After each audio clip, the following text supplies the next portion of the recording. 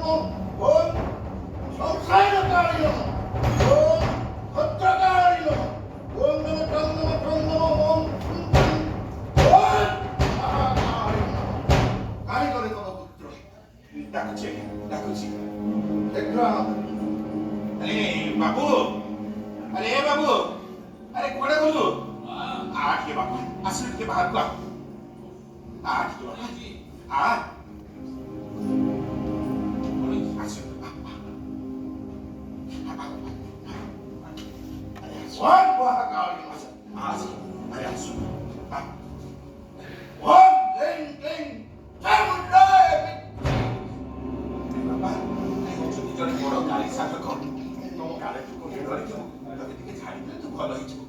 ମତେ ଛାଡ଼ିବେ